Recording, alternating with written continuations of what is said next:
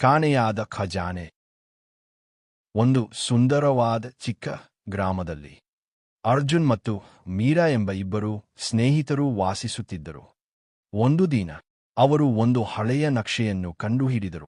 ಆ ನಕ್ಷೆಯಲ್ಲಿ ಒಂದು ಗುಪ್ತ ಖಜಾನದ ಗುರುತು ಇತ್ತು. ಖಜಾನೆಯನ್ನು ಹುಡುಕಲು ಅವರು ಸಾಹಸಯಾತ್ರೆಗೆ ಹೊರಟರು. ಅವರು ಕಾಡಿನೊಳಗೆ ಪ್ರವೇಶಿಸಿದರು. ವಾತಾವರಣ ಸ್ವಲ್ಪ ಭಯಾನಕವಾಗಿತ್ತು.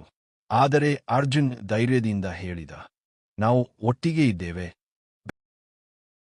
ಸ್ವಲ್ಪ ದೂರದಲ್ಲಿ ಒಂದು ರಹಸ್ಯ ಬಾಗಿಲು ಕಾಣಿಸಿಕೊಂಡಿತು. ಅದನ್ನು ತೆರೆಯಲು ಒಂದು ಪಜಲ್ ಬಗೆಹರಿಸಬೇಕಿತ್ತು. ಅವರು ನಕ್ಷೆಯ ಸಹಾಯದಿಂದ ಪಜಲ್ ಬಗೆಹರಿಸಿದರು. ಅವರು ಗುಹೆಯೊಳಗೆ ಪ್ರವೇಶಿಸಿದರು. ಅಲ್ಲಿ ಕತ್ತಲೆಯ ಮಧ್ಯೆ ಒಂದು ಬೆಳಕು ಹೊಳೆಯುತ್ತಿತ್ತು. ಅವರು ಖಜಾನೆ ಪೆಟ್ಟಿಗೆಯನ್ನು ಕಂಡರು. ಅವರು ಪೆಟ್ಟಿಗೆಯನ್ನು ತೆರೆಯಿದರು. ಆದರೆ ಅದು ಚಿನ್ನವಲ್ಲ, ಅದರೊಳಗೆ ಪುಸ್ತಕಗಳಿದ್ದವು. ಅವರು ಅರಿತುಕೊಂಡರು, ಜ್ಞಾನವೇ ನಿಜವಾದ ಖಜಾನೆ.